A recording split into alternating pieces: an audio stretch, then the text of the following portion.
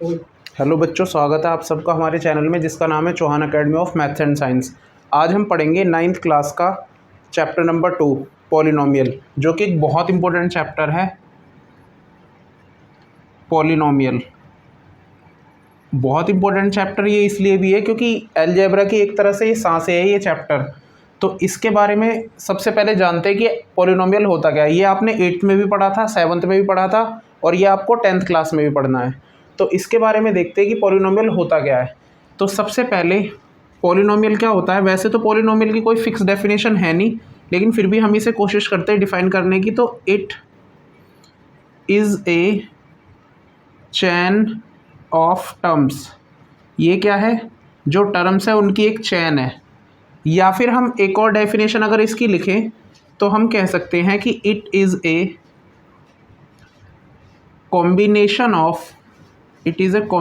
Of variable and constant having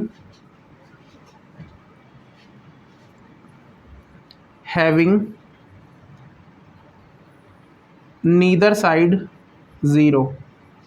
जिस polynomial की कोई साइड क्या होती है? ज़ीरो नहीं होती, उसे पॉलिनोमियल कहते हैं। जिस एक्सप्रेशन की कोई भी साइड ज़ीरो नहीं होती वो हमारा पॉलिनोमियल होता है।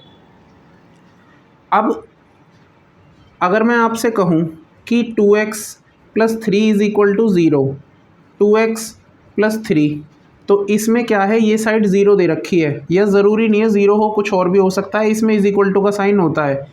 तो ये होती है हमारी इक्वेशन, इसे हम इक्वेशन बोलते हैं। लेकिन जो हमारा पॉलिनोमियल होता है उसमें = का साइन होता ही नहीं है, या फिर यूँ कहो ज़ीरो होता ही नहीं है। हालांकि करते हम इसमें भी यही हैं। जब हम ज़ीरोज़ निकालना सीखेंगे तो = में ज़ीरो रख के करेंगे हम काम यही, लेकिन इसमें = में ज़ीरो नहीं लिखा हुआ होता। तो इसका मतलब कि पॉलिनोमियल जो है वो इक्वेशन ही है, लेकिन इसमें = नहीं होता, हमें रखना पड़ता है इसमें = ऑलरेडी लिखा हुआ होता है। अब कुछ केसेस होते हैं जिनको जान लेते हैं, जो हमारे पॉलिनोमियल नहीं होते।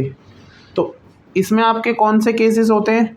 तो जो वेरिएबल है, वेरिएबल आपका अंडर रूट में नहीं होना चाहिए। उसके अलावा जो आपका वेरिएबल है, इस वेरिएबल की पावर फ्रैक्शन में नहीं होनी चाहिए। अब यहाँ फ्रैक्शन का मतलब ये है कि जो नुमरेटर है आपका वो डिनोमिनेटर से छोटा या बड़ा नहीं होना चाहिए, मतलब फ्रैक्शन में नहीं होनी चाहिए पावर। ठीक है। अगर मैं आपसे कहूँ कि वेरिएबल की जो पावर है वो नेगेटिव हो सकती है, तो हम कहेंगे नेगेटिव भी नहीं हो सकती। उसी तरह वेरिएबल जो है हमारा अपॉन में भी नहीं होना चाहिए। अगर इन चारों केसेस में से कोई भी केस आ गया तो हम उसको बोलेंगे कि पॉलिनोमियल वो नहीं है। एक्सेप्ट मतलब छोड़कर, जो एक्सप्रेशन है वो सारे पॉलिनोमियल होंगे, लेकिन ये चार कंडीशन ऐसी है जो हमारी पॉलिनोमियल के लिए ज़रूरी नहीं है। ये पॉलिनोमियल नहीं होगा इनसे। अब आगे देखते हैं, इसको एक बार मिटा लेते हैं।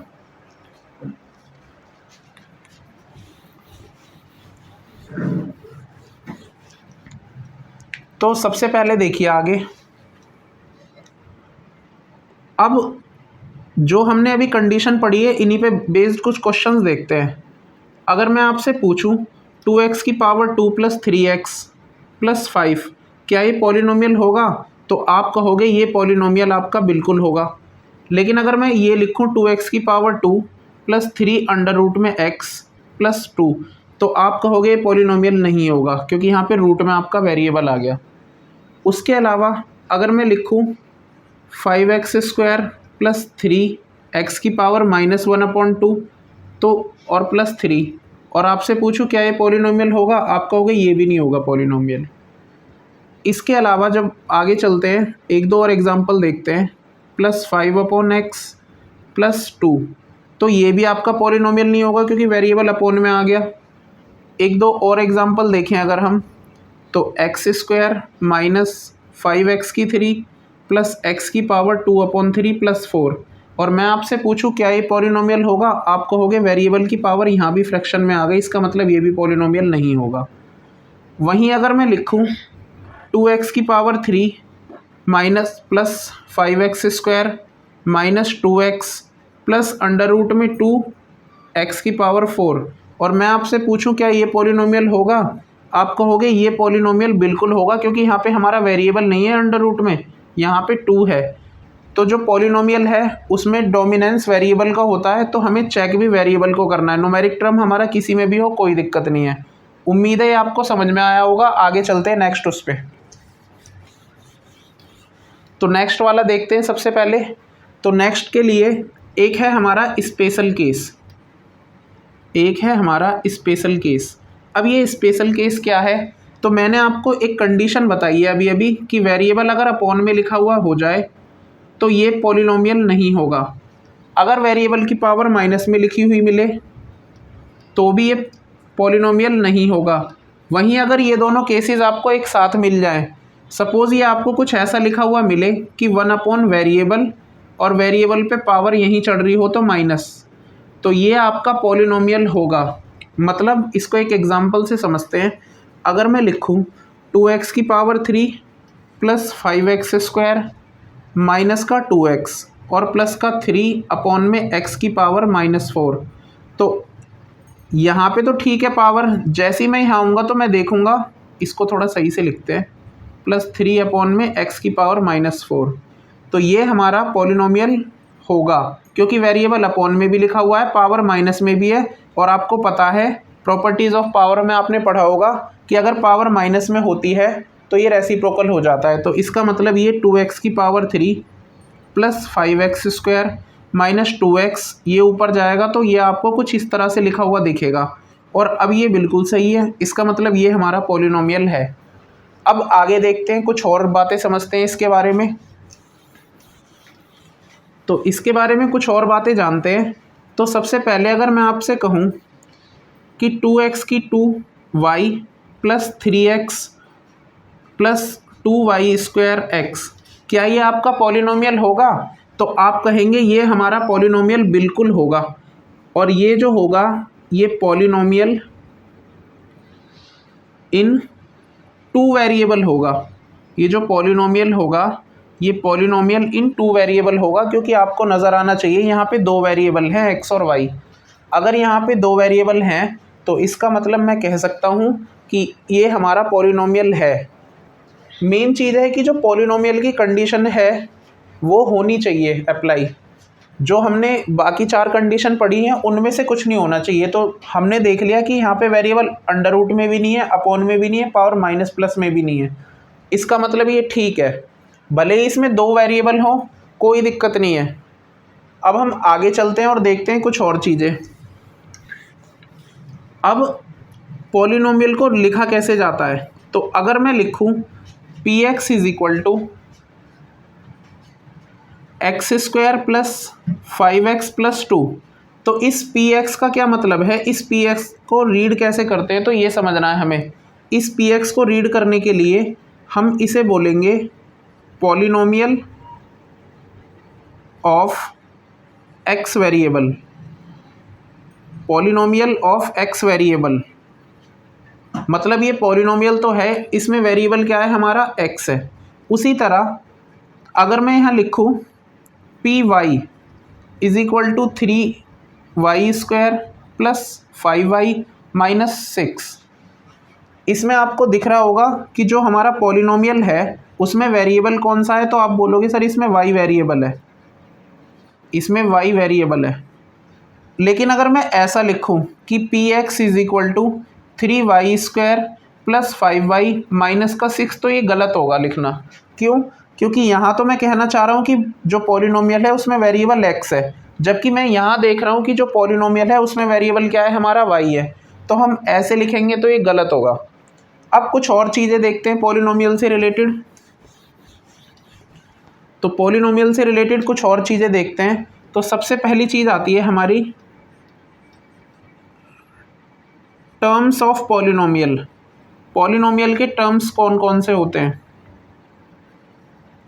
टर्म्स ऑफ पॉलिनोमियल अगर मैं लिखूं px = 3x⁻² minus 5x plus 3, तो ये हमारे पॉलिनोमियल के टर्म्स होंगे। जैसे ये वाला टर्म है एक, एक ये वाला टर्म है और एक ये वाला टर्म है। इसका मतलब मैं इसमें कह सकता हूँ कि इसमें 3 टर्म होंगे।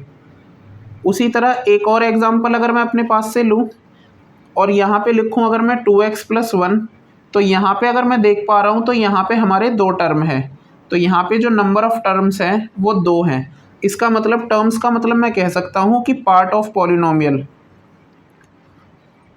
पॉलिनोमियल किसी पॉलिनोमियल के जो पार्ट हैं, चाहे वो प्लस में लिखे हों चाहे वो माइनस में लिखे हों, वो हमारे कहलाते हैं, वो हमारे टर्म्स कहलाते हैं। अब इसके अलावा हम कुछ और बातें जानते हैं। तो हमने अभी फ़िलहाल टर्म्स ऑफ पॉलिनोमियल के बारे में जाना। अब हम देखते हैं कुछ और चीज़ें। तो टर्म्स के बाद हम देखते हैं degree of polynomial. Degree of a polynomial, किसी पॉलिनोमियल की डिग्री क्या होती है, अब हम उसे समझेंगे।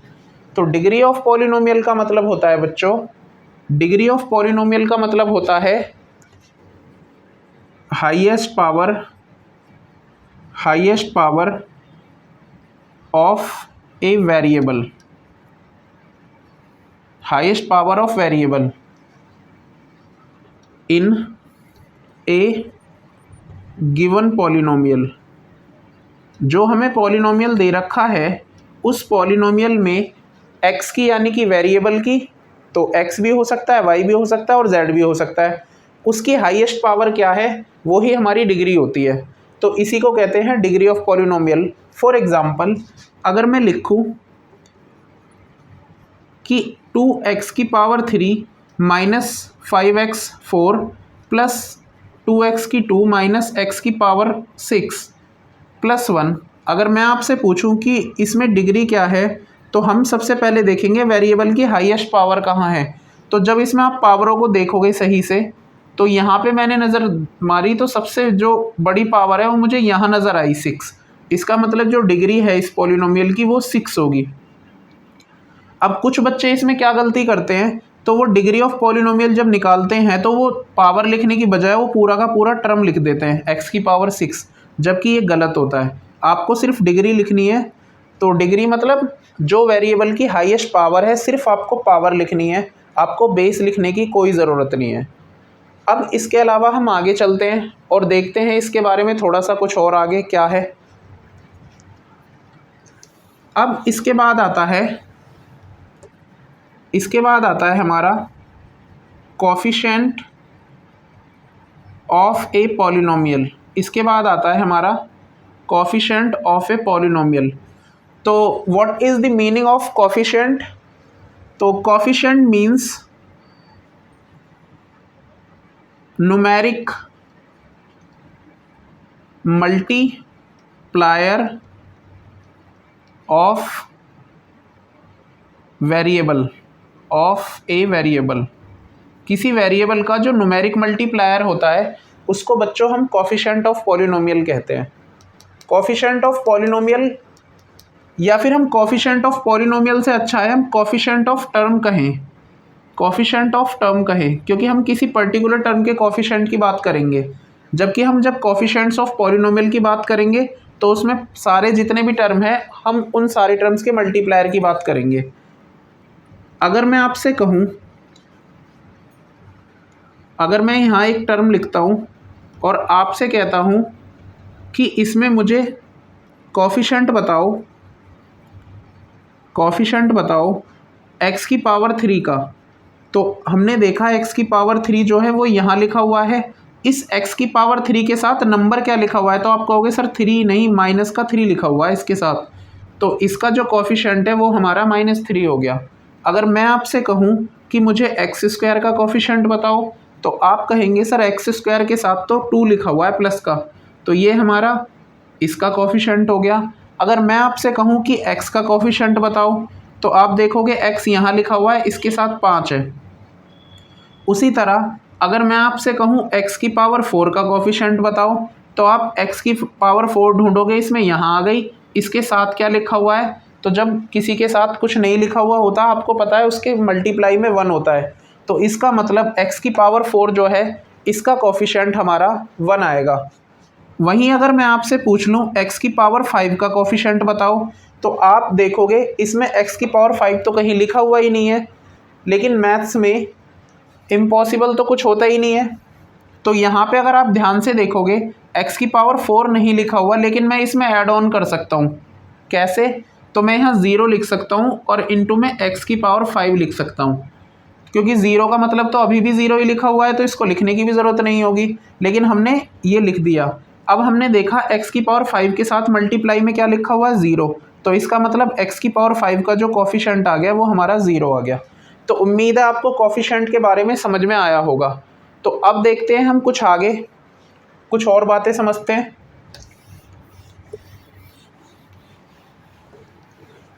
तो अब हम बात करते हैं types of polynomial. Types of polynomial कि पॉलिनोमियल के जो कितने टाइप्स होते हैं। Types of polynomial. तो पॉलिनोमियल को हम दो बेस पे डिवाइड करते हैं।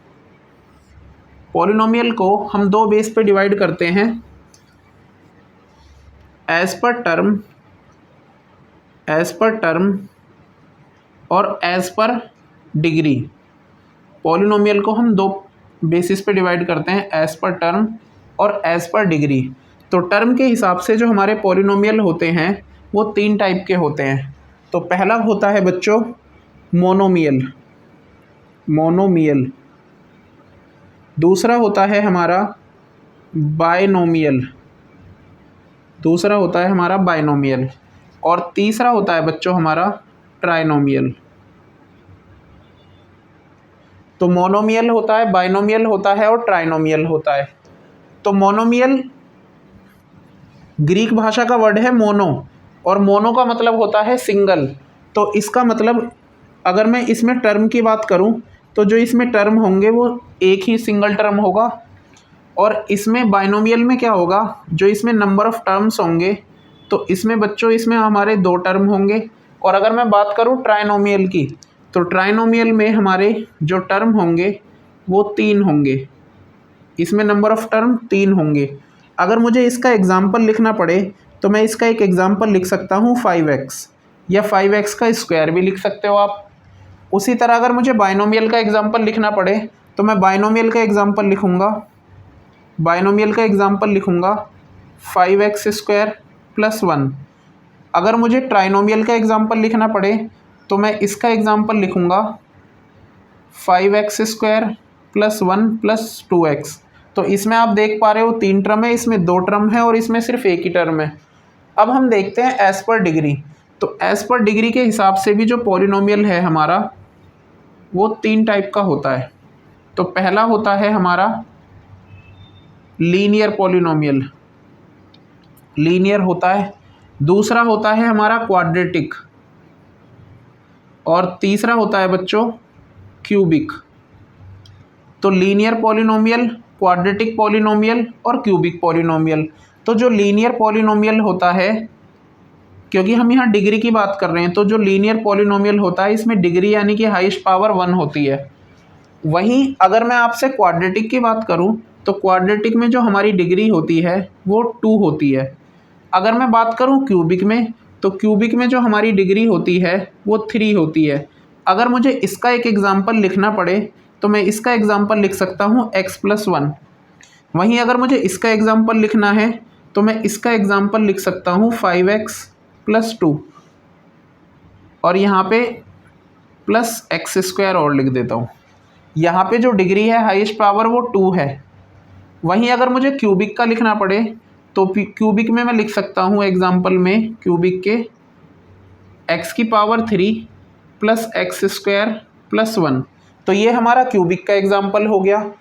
तो टोटल मिला के अगर देखा जाए तो जो पॉलिनोमियल है वो 6 तरीके के हो गए एक तरह से, मोनोमियल, बाइनोमियल, ट्राइनोमियल।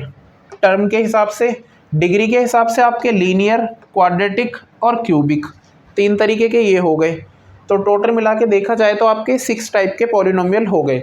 अब बात आई कि सर अगर 3 से ज़्यादा टर्म हो या फिर 3 से ज़्यादा डिग्री हो तो फिर उसे क्या बोलेंगे। तो कुछ और नाम है, कुछ और हैं, वो भी देख लेते हैं।